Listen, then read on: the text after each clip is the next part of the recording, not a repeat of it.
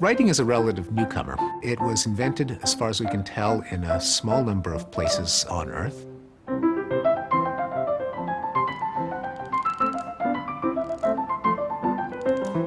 The idea of putting down a story, I'm so glad someone thought of it, whenever it was, because it's a marvelous way to make a living, I'll tell you. Writing is a code.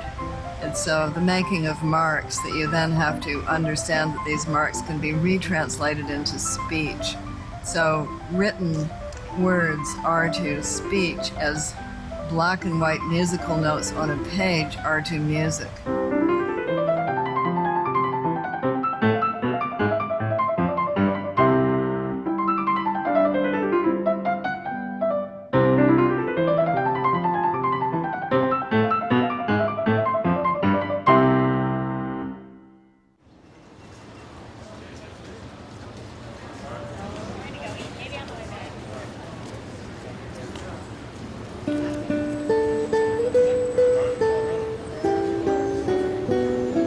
Writing system is a system of symbols corresponding to the sounds and the words of spoken language. People have always been interested in them because they're so important. They're the way that we record our history, that we record our laws, that we record our sacred scriptures. They're the way we make our shopping lists. We can't do without them.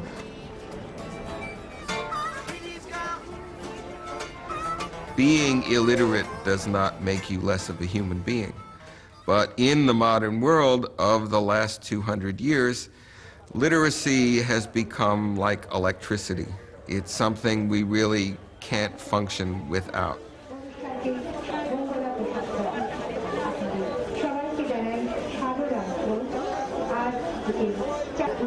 If you look around you, you will see that we are surrounded by the tools of literacy and by the demands of literacy.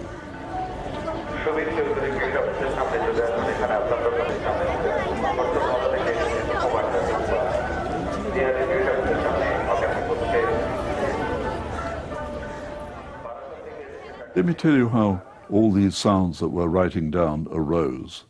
You may have thought that it was because of the Tower of Babel that split the world up into different languages. It wasn't really like that at all, according to some people. It was the god Shiva, the Hindu god Shiva, who in fact was the god of destruction. And Shiva stamped his feet hard and broke all the people up into different groups so that they all spoke different languages. So I owe devotion to the god Shiva because I'm a linguist, and without him I wouldn't have a job.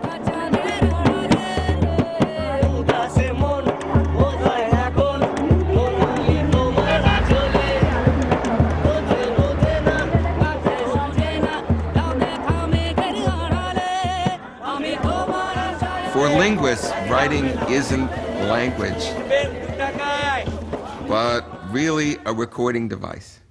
It's a primitive recording device, a very simple recording device, but we think of it as actually a very elegant recording device. It's at least as important as the wheel, and I think you can make a very good argument that it is more important than the wheel.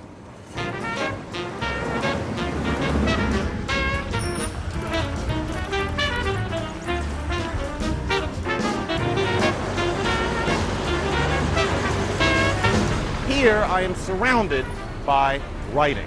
All of these signs, this is what Times Square is famous for. All of these things are shouting at us. And it's here for a reason. It's not just decoration. It's designed to communicate with all of these people walking by. I presume most of them today are tourists.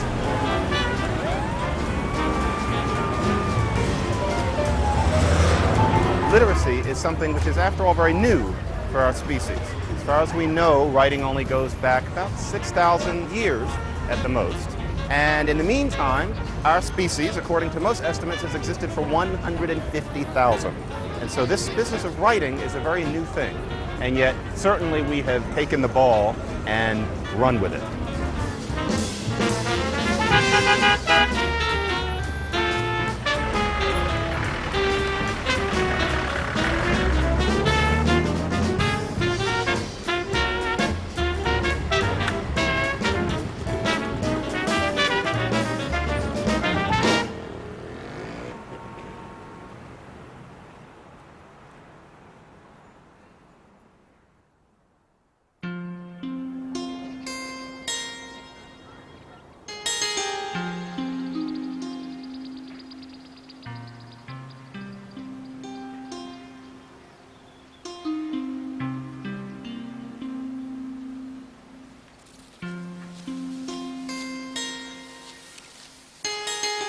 Writing tends to be invented in societies with agriculture that have to keep track of quantities of crops. You might have, say, a big storehouse where every farmer would store his grain at the beginning of the season and then come back later on to claim it. And you've got to keep track of which farmer contributed how much grain.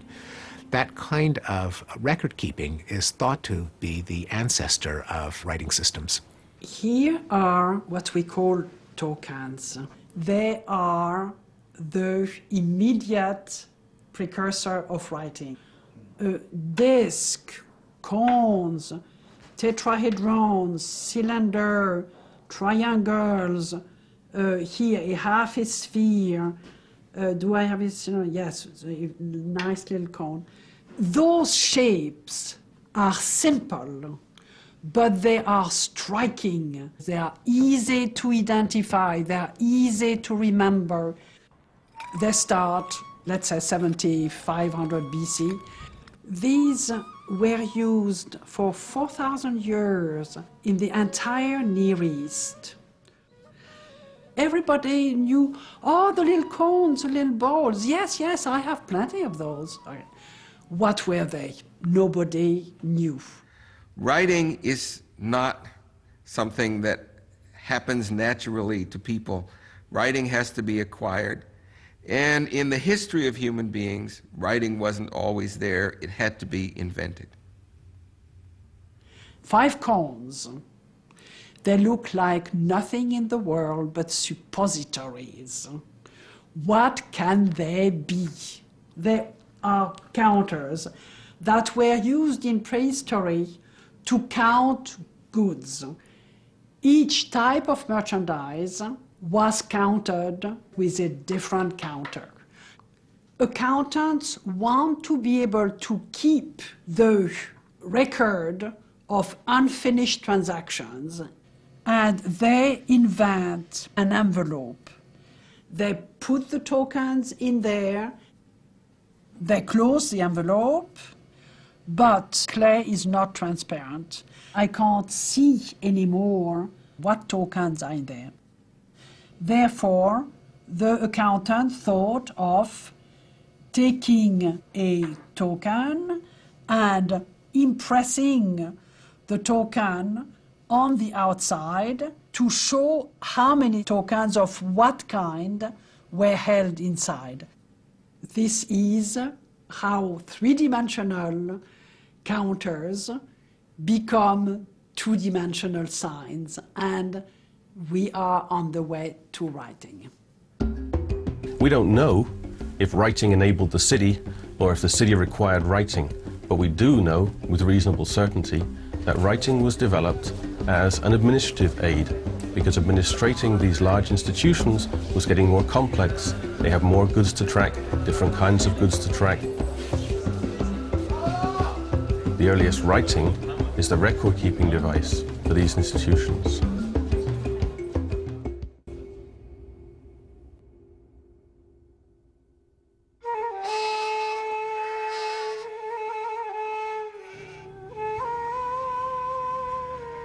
Writing was invented in Mesopotamia, which is in what is now southern Iraq, in the city of Uruk, about 3200 BCE or so.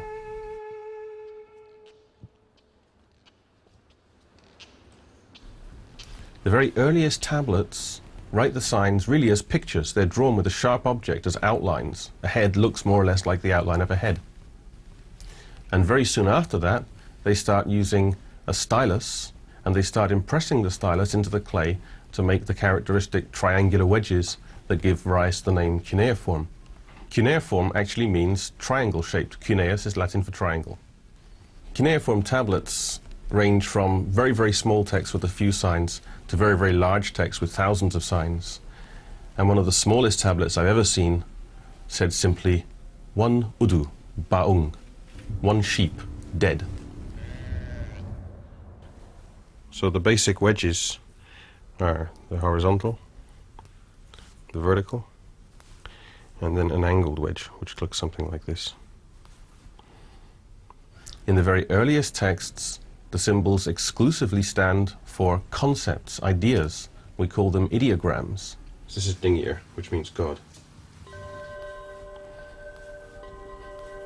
the sign for mouth, had several concepts associated with it. It's used to write the Sumerian word ka, mouth, so we call it the ka sign. Oh, this is a ka sign. As the writing system develops, writing just ideas is not powerful enough, so they start to use the signs as syllables. They start to take the sounds of the signs and use it to write just the sound divorced from the idea. So that ka, mouth, comes to be used for ka anytime that the ka sound is represented. About 3500 BC, some genius got the idea that you could write words that you couldn't draw pictures of by writing their sounds, by using the pictures of things for the way they sound rather than for what they represent. This is called the rebus principle. We still use it in puzzles today. And everybody's familiar with this because we've all done it as children in those little stories where some of the words are replaced by pictures. So instead of the word I, you actually see a picture of an eye. I believe. I believe. The great leap was for people to realize that what they were symbolizing was not the thing, but the word for that thing, the sound of that word. A person without literacy hears the word dog and they think of the creature. They don't think of D-O-G in their head the way we do as literates. It's a different way of being human.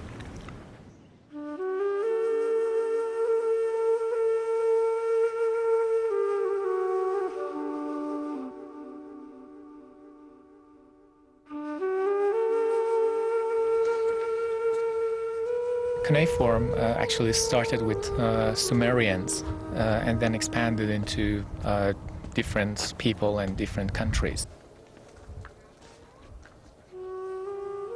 Here is Persepolis, the capital of the Persian Empire, and the decipherment of cuneiform inscriptions started from here. Many different forms and styles of cuneiform appeared, and as we can see here, we have three different kind of writings. Old Persian text at the top, and Elamite in the middle, and at the last is Babylonian. And all of them, they are different languages written in cuneiform. It's really difficult to read it from down here. From the 15th century, 16th century, the travelers, they started to come to this place, and they found some inscriptions. Carsten Niebuhr was a Danish traveler who traveled from India to Denmark alone, and he passed Persepolis, and he made very fine copies of the inscriptions and some monuments here. And his exact drawings helped scholars in Europe to work on the inscriptions and to realize what is the real story about these strange, mysterious signs.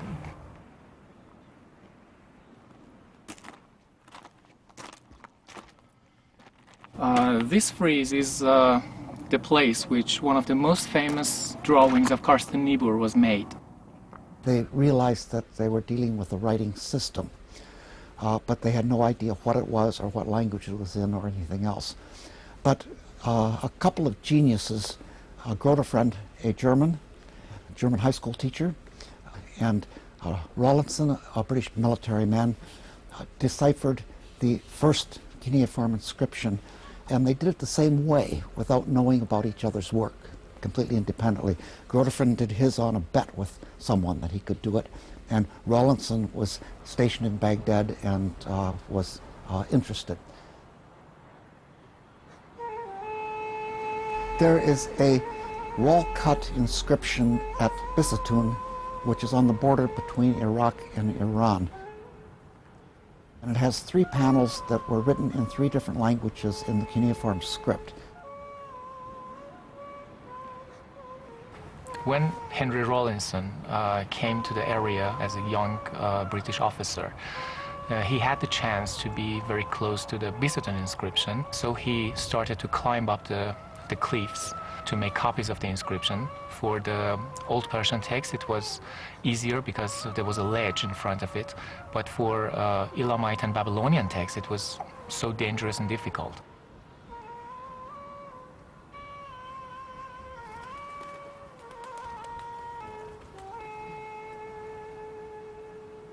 So he used a young Kurdish boy to climb up the cliff, and he could make copies of that inscriptions as well. Both Rawlinson and Grotefend realized that one of the inscriptions was probably Old Persian because it looked like Persian kings on the panel above that had the figures. And they both knew that within Persian history, the Persian royal inscriptions read so-and-so, great king, king of kings, son of so-and-so, great king, king of kings, and so on. And they knew that there was only one place in Persian history where grandfather and grandson had the same name. And so they substituted in the names of the kings there, and that gave them a half a dozen symbols or so. And they realized that they were probably dealing with an Old Persian inscription, and Old Persian was a known language, so they were able to decipher it. They had a knowledge about history, linguistics, ancient languages, so they could use them all to crack the code. This is Va, this is Za, this is Ra, and this is Ya. Darius gave some information about the history of his reign in this inscription, and he was sure that nobody can read that from that height. Darius was talking with the people in the future.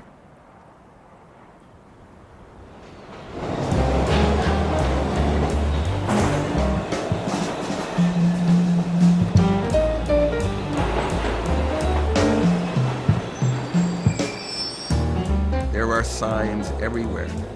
Just imagine being deprived of ATM machines, not being able to use a telephone properly.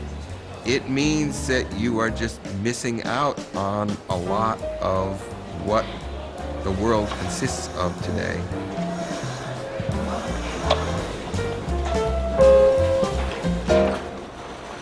What about drawing? Why is drawing not writing? After all, when I draw a picture of something, aren't I trying to get something across? Even the simplest drawings.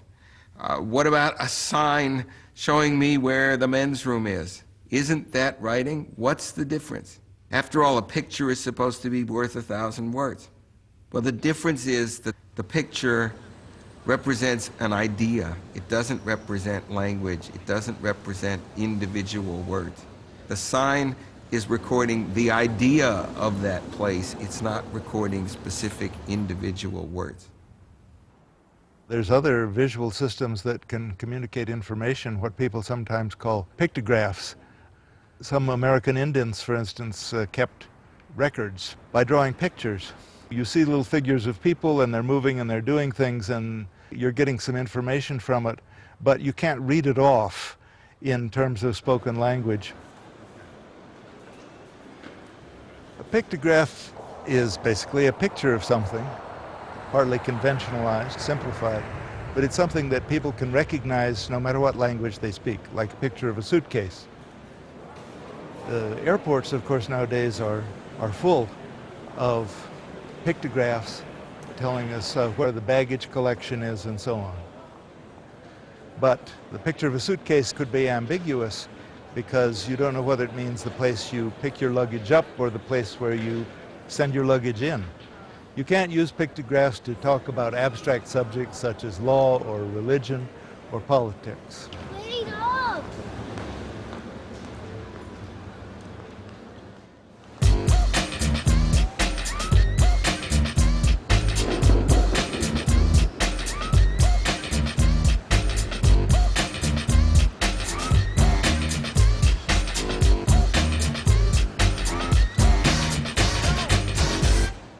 Now, the great thing about language is that we don't just blurt out words for single thoughts like stop, go, ladies' room, men's room, but we can convey new combinations of ideas. We can talk about not just a dog biting a man, but a man biting a dog. We can talk about the cow jumping over the moon and the dish running away with a spoon. So the difference between pictures and writing is that writing is a representation of language, not ideas. And just the way you can say anything you want, you can write about anything you want. Writing isn't limited in the way pictures are.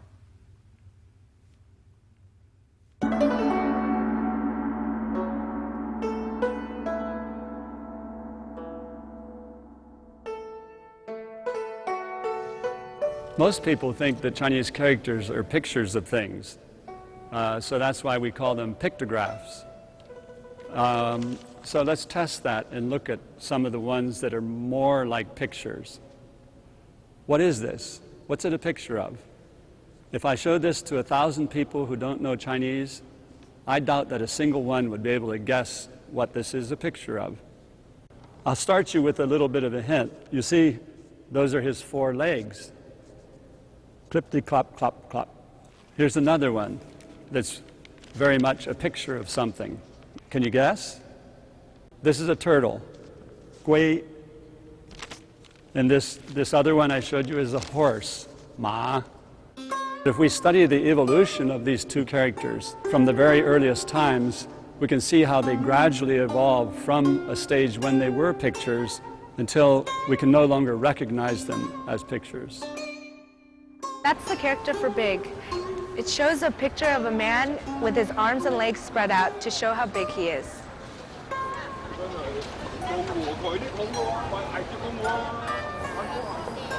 Walking in Chinatown, you will see many people. They all come from different parts of China and other overseas communities. Therefore, they all speak different ways. Some linguists would say that they're actually different languages. Others call them dialects.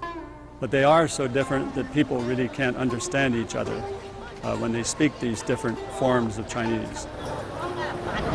However, when they look at the signs in Chinatown, they all can recognize because there is only one writing system in China.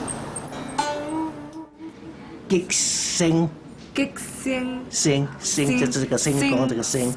國語是上，個聲，聲。He reads it 聲 but I read it 上.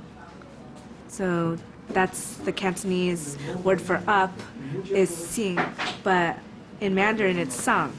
And but it's written the same way. So if he shows me, I can understand it. But if he's saying it, I couldn't understand what he was saying. There's really just one form of Chinese writing, and that is writing essentially Mandarin with Chinese characters. And anybody across the whole of China who wants to be literate simply acquires that ability to read and write Mandarin with Chinese characters. He or she doesn't have to pronounce it like a person from Beijing. He can pronounce it in his or her own way. The Chinese writing system is able to transcend those different dialects and languages and enable people from one part of China to write and communicate with people in a different part of China.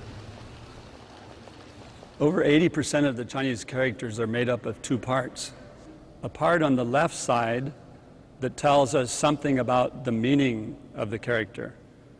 Here we have a part that means woman or female. So that's giving us an idea of the meaning of this character. On the right side is another part that tells us something about the sound of the character. And this here we know is ma.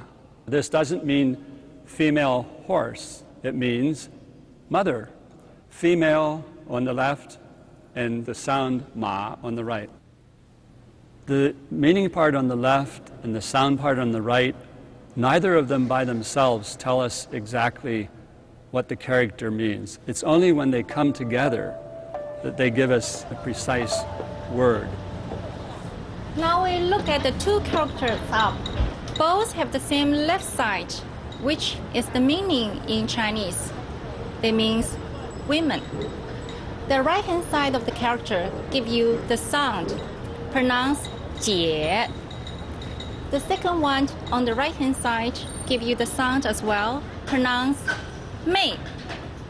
姐妹 in Chinese means sisters. When you speak Chinese, you have to use tones. They're very important, but they're not indicated in the writing system. Let's use the example of 一. 一. The level tone, ma. Ma means mother. 一. The rising tone, ma. Ma is a plant. 乙. The dipping tone, ma. Ma, that's a horse. 乙 fourth tone. In the falling tone, ma. Ma, that's a curse. This reminds me of a jingle employing all the different tones of ma. Here it goes. Mama qi ma, ma man, mama ma ma. That means mother was riding the horse. The horse was slow. Mother cursed the horse.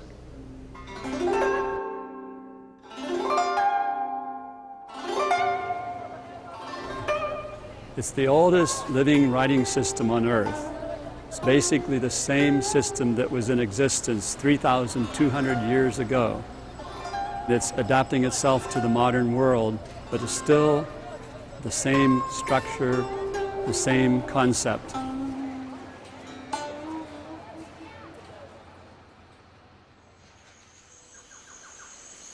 When Europeans first came to the New World, they discovered that the Mayan people in what is now Mexico had invented their own writing system and used it to carve their history and mythology on stone pillars and temple walls.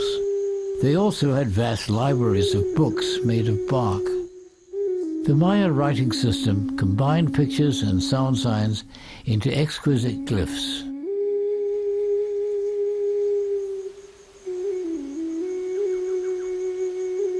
In the 16th century, Spanish conquerors destroyed their libraries and banned their books as devil writing. Soon no one could read or write in Mayan. It took 200 years and the effort of dozens of scholars to decipher these glyphs. By 1978, we had a pretty good understanding of how Mayan writing worked and could read words, phrases to some extent. And by now we can read pretty much connected texts in Maya. Their mathematics and astronomy were as sophisticated as the Egyptian and Chinese. Their invention of writing led them to an advanced civilization and a complex culture.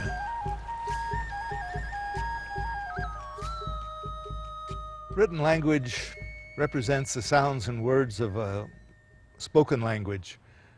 Now, when we say sounds, in the cases of European languages that have an alphabet, we're talking about the consonants and the vowels.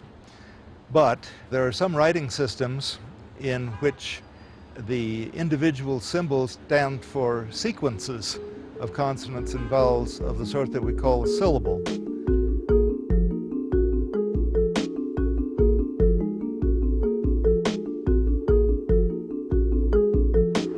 Ask a linguist what's a syllable? We can't tell you. We just know that book is one syllable, and apple is 2 syllables, and transubstantiation is 6 syllables. But what exactly is going on is a mystery. One language that uses a syllabic writing system very effectively is Japanese, because most of the syllables are just consonant vowel. So, for instance, the word sukiyaki in Japanese is written in their syllabary with just 4 symbols, su, ki, ya, ki. Another language that uses a syllabary is Cherokee, spoken in Oklahoma and in North Carolina. This is an example of a Cherokee eye chart actually used in optician's office in the Cherokee Nation of Oklahoma. And because Cherokee is a language in which the spoken syllables are mostly just consonant plus vowel, each of these symbols stands for a consonant plus a vowel. I'm a writer, Cherokee writer, with something like 52 novels. My latest novel is based on the life of Sequoia, and it's called simply Sequoia. Sequoia is the only man in history that we really know about who was totally illiterate and invented a writing system for an entire people that worked. It was tremendously successful. Sio Ujiza Dagwado. My name's Chad Smith, Principal Chief of the Cherokee Nation. Welcome to the Cherokee Nation.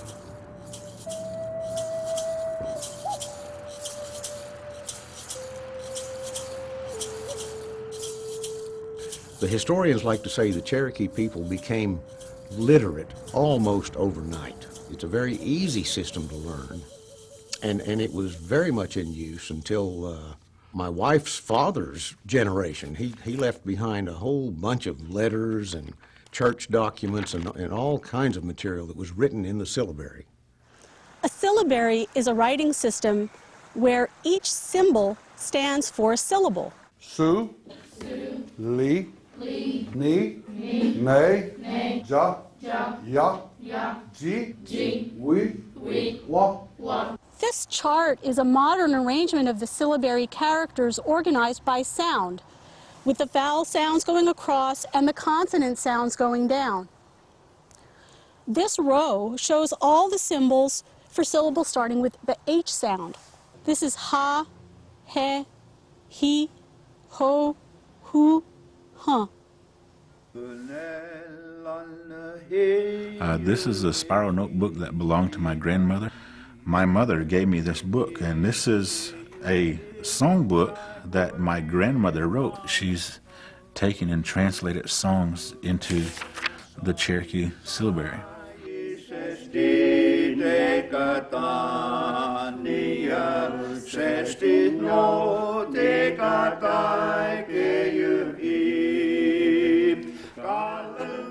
Almost every Cherokee can recognize the word jalagi for Cherokee, which is ja, la, gi.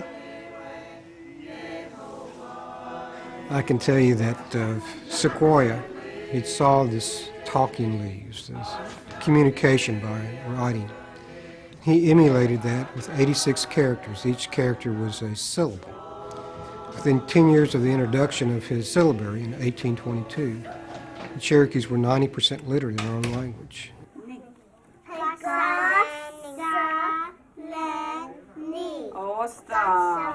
Come here now. Osta.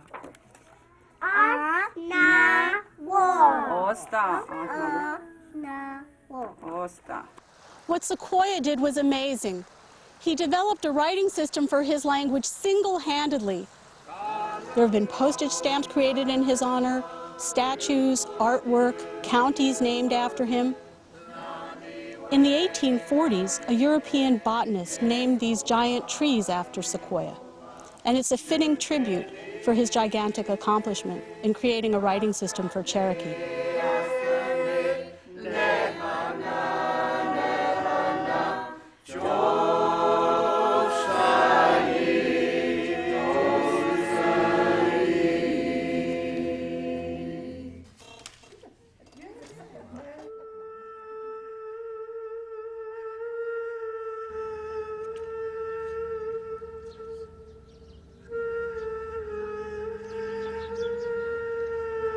All writing systems start as pictures of things, and then advance to symbols for the sounds of the language. Recent discoveries have produced some remarkably early writings in the hieroglyphic script from around 3500 BC. And this has woken the old controversy as to which culture was the first to invent writing. Was it Egypt? Was it the cultures of the ancient Near East, such as Sumer? And perhaps it's really a pointless question. The important thing is that both of them started writing material down, that we do have records from this very early period, and these can help bring the ancient peoples alive for us. It's not just a question of who was the first person to invent something technical, it's also who were the first people that we can recapture from the past. This mound is the Pyramid of Unas. In its subterranean chambers are walls covered with hieroglyphs. And that collection of hieroglyphs is the first extensive text from ancient Egypt. About the same time that Stonehenge was being built, about 2350 BC, the Egyptians were carving hieroglyphs in this pyramid. I first came into this tomb in 1973 after studying the pyramid texts for about 2 or 3 years. And this was really the first time I saw Egyptian texts in the flesh, so to speak. And I think it's kind of appropriate because these were also the first collection of Egyptian texts in history. The earliest examples of hieroglyphs that we have show the basic principles of hieroglyphic writing. Pictures of things used to represent things themselves, but also pictures used for their sounds rather than for what they are pictures of. By using pictures in this way, you can write words that you can't draw pictures of. This is the picture of a scarab beetle. And of course, if you're talking about scarab beetles, you could draw this picture. But the word for scarab beetle sounded like the Egyptian word for become. And of course, you can't draw a picture of become. So when you see the scarab beetle, most often it's a form of the word to become. It becomes a symbol also for resurrection, for the newborn sun in the morning.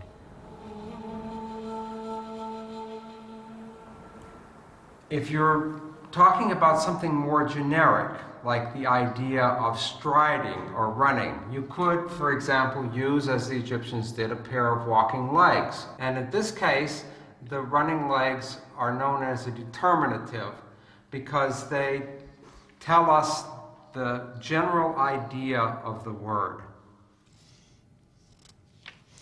Take the picture of a man with his hand to his mouth. It can have a number of meanings. It could mean a man eating, a man drinking, a man speaking, or even a man thinking with his hand to his forehead. The sound signs spell out exactly what the word means. The word for to eat was spelled with sound signs representing WNM, and the picture of a man with his hand to his mouth. The top one means to eat, and the bottom one means to speak. Both of them have to do with the use of the mouth. And the determinative is the picture of a man with his hand to his mouth. Most words are spelt out with sound signs, and then a picture sign at the end tells you what sort of word it is. A picture of a cat for the word for cat. For verbs of motion, a set of walking legs. And of course, if you're not quite sure what the word means, you then can look at the picture and it gives you some idea of the category of meaning that the word is about. The Egyptians were not concerned with representing things the way they actually looked. They were drawing symbols of things. Typical picture of an Egyptian person with the head turned to the side and the shoulders in the front and the legs turned to the side. This is not a strange way of standing. This is a symbol of a person. When you look at a scene in an Egyptian temple or on the wall of a tomb, you will see that it's got large-scale figures of people working in the fields and so forth, and it's also covered with hieroglyphs. And to us it looks like they're writing on their pictures, but they're not actually. The hieroglyphs were spelling out what the picture said, and the large-scale pictures were actually the determinatives, the words that indicated the meaning of the hieroglyphs themselves. It's a big hieroglyph, and the little hieroglyphs simply spell out what this big hieroglyph is doing. This is one of the rarer determinatives in hieroglyphs. It's a picture of a giraffe. This is used as a determinative in one word only, SR, giraffe.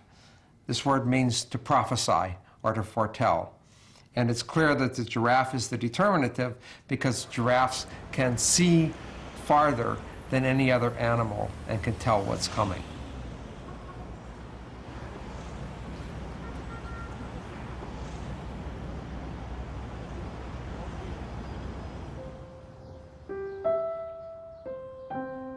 Beginning with the ancient Romans, the obelisks were taken from Egypt to various countries around the world.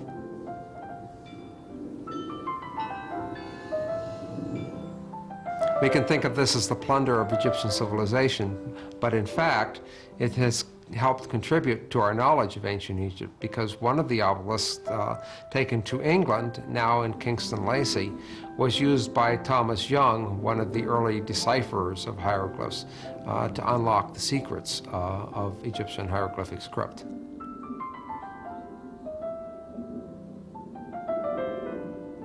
The most important discovery that made our eyes clear and give us a light is the discovery of the Rosetta Stone in 1799. And this is why I believe that the Rosetta Stone is like the icon of our identity. Because without Rosetta Stone, we'll know nothing about these people. Those people will be dark. Their knowledge that did go up to the top and they ruled this world could be finished. We don't know anything about them. The importance of the stone is really an accident of history. It was discovered by the French, by engineers in Napoleon's army in 1799. After Napoleon's defeat, it was surrendered to the English, and it came to the British Museum in 1801. And really, it's this almost accidental quality that makes it so remarkable. It was the right thing at the right time that traveled through the right places, was circulated to the right people. And this allowed it to become the turning point in our understanding of ancient Egyptian writing. This is the Rosetta Stone. It's perhaps the most famous single item in the whole of the British Museum, and has become a great icon of all attempts to understand the ancient past in its own terms.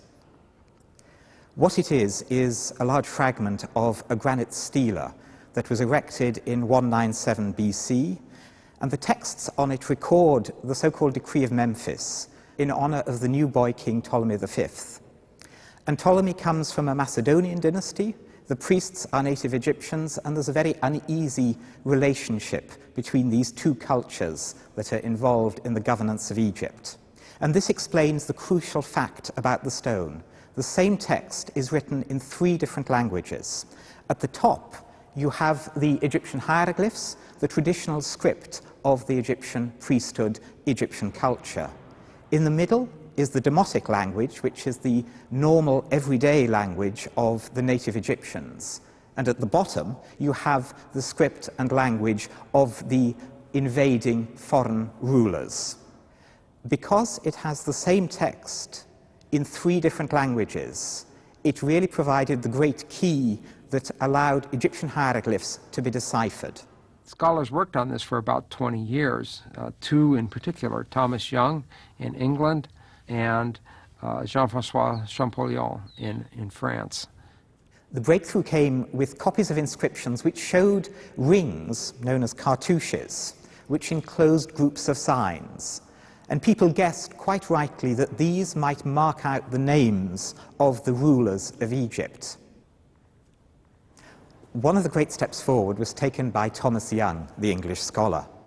He could see in the Greek text the names of King Ptolemy and his queen Cleopatra, and they occurred in the Greek text in approximately the same place that the oval rings occurred in the hieroglyphic text. So he figured that these surrounded the names, and so that the names must say something like Ptolemy and Cleopatra. And he could see that, in fact, there were signs in the approximate place in Ptolemy's name corresponding to P, T, and L that were in Cleopatra's name. And the important thing about this was not that he knew how the Egyptians wrote P, T, and L, but that he realized that these hieroglyphs were not mystical symbols, but they actually represented sounds like the letters of an alphabet did. If you look, actually, you have P in both names, you have O in both names, you have L in both names. The trouble was, although he had this alphabet for writing names, He firmly believed that normally hieroglyphs were pictures recording ideas, and that the Egyptians only used this alphabet when they were writing foreign names. Champollion hit on the answer in 1822. He saw a cartouche that had a circle, which obviously represented the sun.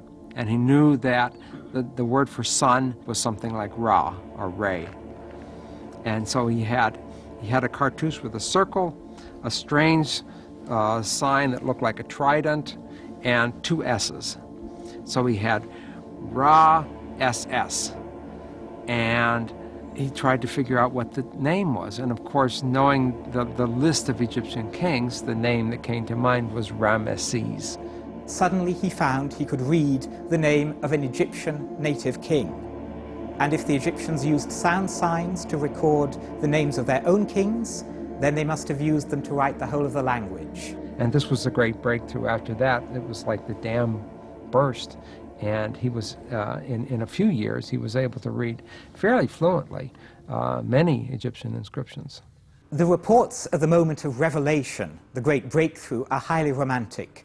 His brother describes how, when he realized he could read the name of Ramses from Abu Simbel, he rushed to his brother's office, cried out, "I've solved it," and fell into a dead faint, lasting several days. By viewing a papyrus in the collection of Monsieur Salier in the south of France, Champollion made really the discovery of ancient Egyptian literature.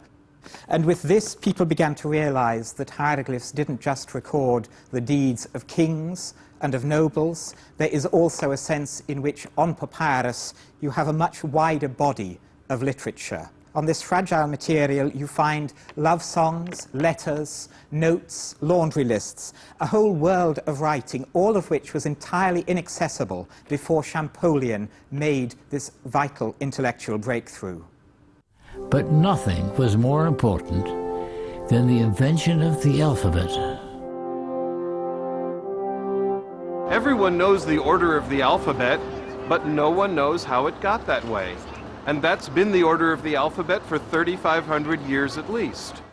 A, B, C, D, E, F, G, H, I, J, K, L, M, N, O, P. The most abstract kind of writing system, and a writing system that, as far as we can tell, was only invented once, and then probably by accident, is the alphabet. In the alphabet, every symbol represents a single, irreducible unit of sound.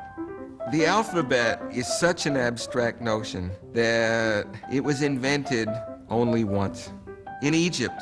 And it was so difficult to grasp that the Egyptians didn't even realize that they had invented it. What's this squiggle? This is very interesting. This is an N. Actually, it represents a wave of water. It's interesting because our letter N is eventually derived from this hieroglyph through the Phoenicians. In fact, most of our alphabet comes from Egyptian hieroglyphs through the Phoenicians. So the people who invented the alphabet as we know it were a Semitic tribe, a Canaanite tribe. The Phoenicians lived in the eastern shore of the Mediterranean, where Lebanon and Israel are now. They were traders, and they spread their writing system all over the Mediterranean, including Greece. But the writing system of the ancient Phoenicians only wrote the consonants. Now, that kind of writing system is continued in the writing of modern Hebrew and of modern Arabic. Here. This sign here is a house plan, and it was the letter H in hieroglyphs. When the Phoenicians started to write, they took this sign, but they used it as the letter B, because in their language, house begins with the letter B. And eventually, this became, turned on its side, became our letter B.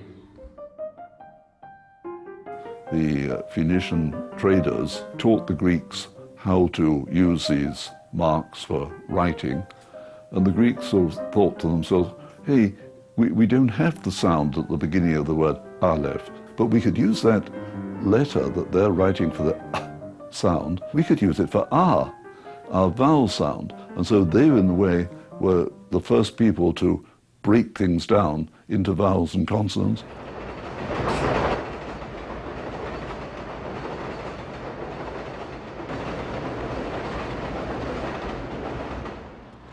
So when the Greek heard the letter names he and het and yod and ein and waw, the Greek didn't hear any of those initial consonants. The Greek heard the vowels a, e, o, u, and so you got vowel letters in the Greek alphabet. There are great advantages to having vowels and consonants written separately. If you think about the number of words that there are in any language that you want to write down, well, probably they're in the thousands. Maybe you can get away with writing 1,000 or 2,000 words if you just want a small vocabulary, but to have 1,000 or 2,000 signs for those different words, that's a heck of a lot to remember. Here in Queens, New York, which used to be called a melting pot, but now is considered more of a tossed salad, where people from all over the world live together, speaking all sorts of languages, it's a great place to come and study writing systems. Right there on that street, we can see one of the oldest, Chinese, and one of the newest, Korean. The Korean alphabet was devised by King Sejong and his advisors and published in 1443. Not only is it an alphabet with a separate letter for each consonant and each vowel, but the letters for each syllable are combined into a square block in imitation of Chinese characters. In Tibetan, each of the big letters is a consonant, and it's followed by a, unless something in the writing tells you otherwise. Arabic. There is no God but Allah, and Muhammad is the prophet of Allah. Bengali, Meghna. English, Unity Insurance and Travel. English in Urdu writing, Unity Insurance and Travel.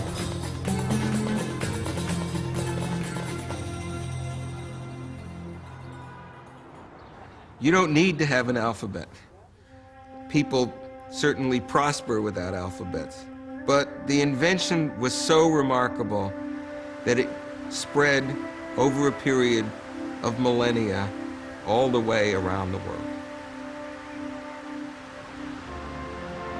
5,000 years ago, just a small group of people in one spot in the world were able to write. But now, the entire globe has access to literacy.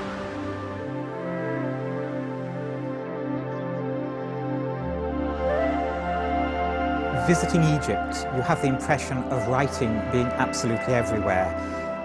In actual fact, probably only 1% of the population was literate. And so it was very much a tool used by the government to control the people. It probably didn't change the lives of many of the normal Egyptian population. But what it has done is to preserve the ideas, the emotions, the feelings of these ancient people for us. A heritage that has lasted 5,000 years. And in this sense, writing surely, historically, is one of the greatest inventions of mankind, a way of preserving and carrying on not just knowledge, but also the sheer experience of humanity.